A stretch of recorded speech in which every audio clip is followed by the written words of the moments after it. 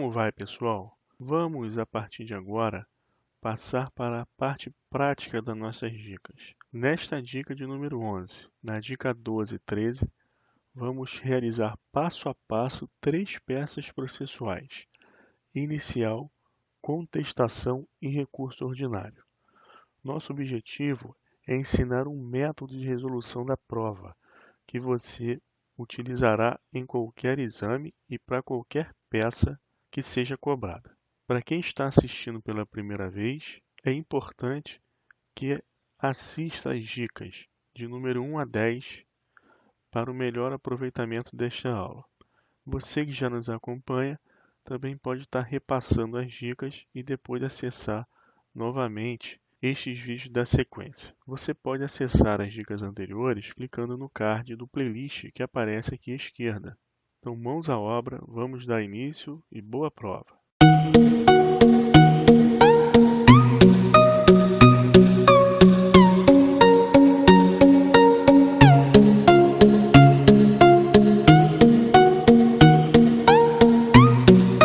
Pessoal, a peça vale 5 pontos, então é metade da sua prova. Então é importante que você pontue o máximo possível na sua peça. A primeira coisa que você deve atentar é que toda peça processual conta com uma estrutura comum. Então é importante que você realize essa estrutura comum e, feito isso, você possa prosseguir com tranquilidade para a segunda parte da elaboração da sua peça, que é a resolução do problema jurídico solicitado. A estrutura comum da peça é composta do endereçamento, da qualificação do reclamante e do reclamado, da identificação da peça processual e do fundamento da peça processual. Você elaborando essa estruturação comum da peça processual, você já garante a faixa de meio ponto, o que pode fazer toda a diferença no resultado final. Então, vale a pena concluir com êxito essa parte da peça, até porque é uma tarefa relativamente tranquila, que você tem condições de fazer com bastante êxito. Então, nesse momento, você deve ler o enunciado da questão no objetivo apenas de realizar a estrutura comum da sua petição. Assim, você deve buscar os elementos necessários para você endereçar corretamente a sua peça. Lembrando da nossa dica sobre endereçamento, você já deve trazer em mente que o local da prestação de serviços define a vara do trabalho competente para processamento e julgamento de qualquer demanda. Para maior esclarecimento sobre o endereçamento, clique no card e assista à dica que tratamos desse assunto. Como nosso objetivo é endereçar corretamente, e já sabemos que a competência é fixada de acordo com o local da prestação de serviços, nós precisamos identificar no enunciado se há menção a alguma localidade. Então é só marcar as indicações de localidade que consta no seu enunciado. Observe que o enunciado diz: a família do ex-empregador vive em Natal, Rio Grande do Norte. Então nós já temos esse dado, que a cidade do caso é Natal, no estado do Rio Grande do Norte. Nessa fase de endereçamento, pesquise no enunciado também se há alguma indicação de vara do trabalho, turma ou tribunal, porque não havendo nenhum dado a esse respeito, é sinal de que não há processo ajuizado ainda, e a peça processual somente poderá ser uma inicial trabalhista, uma vez que as demais peças processuais, contestação, recurso ordinário, etc., só podem existir havendo processo, e havendo processo, necessariamente deve existir um número de vara do trabalho ou turma de tribunal regional. No nosso caso, então, não há nenhuma menção a vara do trabalho ou tribunal. A conclusão, portanto, é pela inicial trabalhista. Para confirmar que a peça é uma inicial, faça uma leitura embaixo, onde consta o que o candidato deve fazer. E aqui diz: você foi procurado por Susana para, na condição de advogado, redigir a peça prático-processual pertinente em defesa dos interesses da trabalhadora. Portanto, pessoal, a ausência de informação sobre vara do trabalho, turma ou tribunal, somado a este dado do enunciado que pede ao candidato que redija uma peça processual pertinente à defesa dos interesses da trabalhadora na qualidade de advogado e que foi procurado pela mesma, leva à conclusão certa de que a peça a ser redigida é, portanto, a inicial trabalhista e que deverá ser ajuizada na cidade de Natal.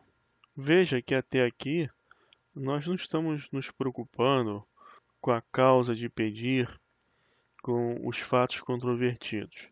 Nós só estamos buscando construir a nossa estrutura inicial, a estrutura comum, básica da nossa peça, composta pelo endereçamento, qualificação, peça a ser redigida e o fundamento da nossa peça. Ainda na estruturação básica da peça, você precisará elaborar a qualificação do reclamante e do reclamado. Então, pessoal, eu marquei os dados da reclamante de vermelho, da reclamada de azul, o local da prestação de serviço de verde, e eu sei que a minha peça é uma inicial trabalhista e que eu preciso encontrar o fundamento na CLT da inicial trabalhista. Antes de você avançar no vídeo, é interessante assistir às nossas dicas, que trata da qualificação do reclamante reclamado, da identificação da peça e por que você não pode criar dados e fatos não informados. No rascunho vai ficar da seguinte forma: a peça é uma inicial, a vara do trabalho, Natal, dados da reclamante, Suzana, dados do reclamado, família Moraes. Você que estuda direito também deve perceber que família Moraes não tem personalidade jurídica para figurar em polo passivo de demanda. E deve lembrar dos seus estudos que o empregado doméstico presta serviço para a família, sendo legitimado a figurar em polo passivo qualquer membro da família. Então vamos ver como tudo isso deve ser escrito e formatado na realização da sua peça. Então ficará da seguinte forma: você deve tomar cuidado para não abreviar as palavras, deve atentar para o vernáculo, o correto português, colocando acento, pingo no i. E aqui só não estamos colocando porque há um problema aqui no programa que eu estou utilizando que não aceita esse comando.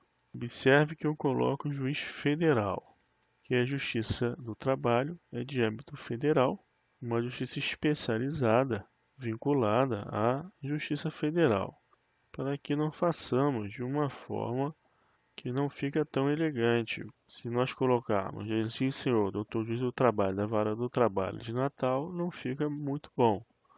Não há número de processo, então não colocamos. Então você deve atentar para o seguinte: se você pular muitas linhas, você está perdendo espaço na sua folha oficial e no próprio rascunho. Levando em consideração que o processo judicial agora é eletrônico, não há necessidade de você pular muitas linhas, que você perderá espaço e linhas para resolver a sua prova.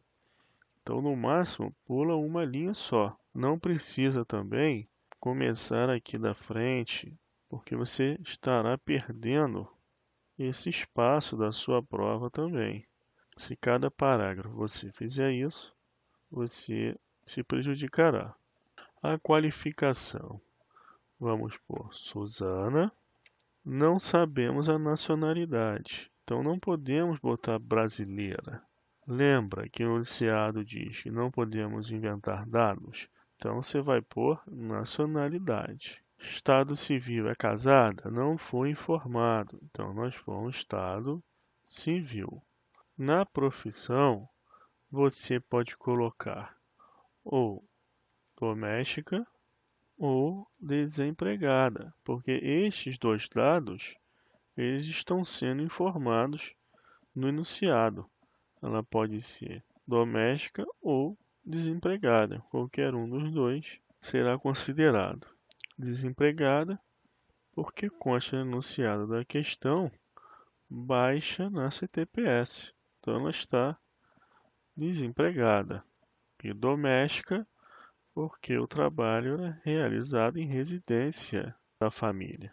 CTPS, número 3 pontinhos, você não sabe o número da CTPS. Série, 3 pontinhos, também não sabe. Data de nascimento, que na qualificação o examinador ele quer saber se você conhece os dados que devem ser informados e não necessariamente os dados em si, que o próprio enunciado não te fornece. Nome da mãe é um dado de qualificação trabalhista, documento de identidade, 3 pontinhos, CPF, que é importante quando sai um alvará, é informado o CPF do beneficiário, então deve constar na qualificação, CPF número, o número do NIT ou PIS, é um dado também trabalhista, 3 pontinhos, e o endereço que você coloca da seguinte forma: residente e domiciliada na 3 pontinho, número 3 pontinho, bairro, cidade, estado, CEP, 3 pontinho, porque esses dados não foram informados no enunciado da questão. Entretanto, o examinador precisa ter certeza que você conhece os dados da residência e domicílio necessários à inauguração do processo trabalhista. Em seguida, você deve continuar a qualificação de praxe, uma vez que está sendo constituído como advogado. Então, fica assim: vem a presença de Vossa Excelência, respeitosamente, por seu advogado abaixo-assinado, com o escritório profissional na. Aqui repete o modo de escrever o endereço sem informação de dados que não consta enunciado e endereço eletrônico do advogado. 3 pontinhos. Importante que você assista a nossa dica sobre os requisitos da petição inicial para compreender o motivo de fazermos constar agora o endereço eletrônico, uma vez que os requisitos da petição inicial trabalhista também devem atender à regra da aplicação subsidiária do novo CPC. Não deixe de assistir essa dica. E agora, pessoal? Agora é a hora de indicar o fundamento legal da inicial trabalhista. Nós já sabemos que a peça é inicial trabalhista, mas devemos pôr o fundamento legal. Se fosse um recurso ordinário, uma contestação, esse seria o momento de dizer, com fulcro no artigo tal, ajuizar, interpor determinada peça. Então, nós vamos colocar um X aqui por enquanto. Então, com fulcro no artigo tal da CLT, ajuizar reclamação trabalhista. É de praxe, pessoal, escrever o nome da peça em letra maiúscula, caixa alta. Não há problema nenhum em escrever com letra minúscula, mas é uma praxe do foro essa forma de escrita. Também, pessoal, no dia a dia, é casuístico do advogado escrever aqui embaixo, no meio da tela, reclamação trabalhista e depois pular e continuar a qualificação do reclamado. Mas lembre-se de que isso é uma questão de estética e vocês têm 5 horas para fazer a prova e 150 linhas apenas para redigir a peça. Então, não é recomendável que faça isso. Faça em texto corrido na linha para não perder espaço na sua prova. Continuando, agora qualifica o reclamado. Em face D, lembre-se que no caso específico do doméstico, que nós estamos realizando a prova do 20º exame da OAB, esse diferencial ter a percepção na hora de que família Moraes não tem personalidade jurídica, não podendo figurar no polo passivo, que deveria ficar da seguinte forma: em face de fulano de tal, membro da família Moraes, e repete a qualificação de praxe, conforme feito com a reclamante.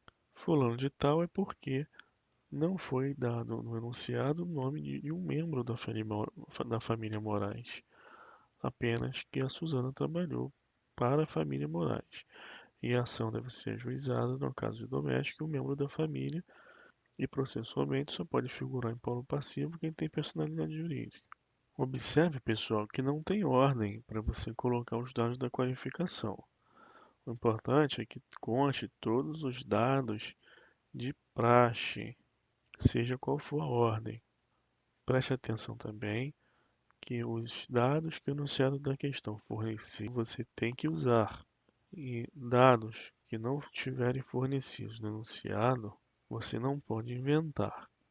Então preste atenção que o enunciado dessa questão consta que a família Moraes reside em Natal, Rio Grande do Norte.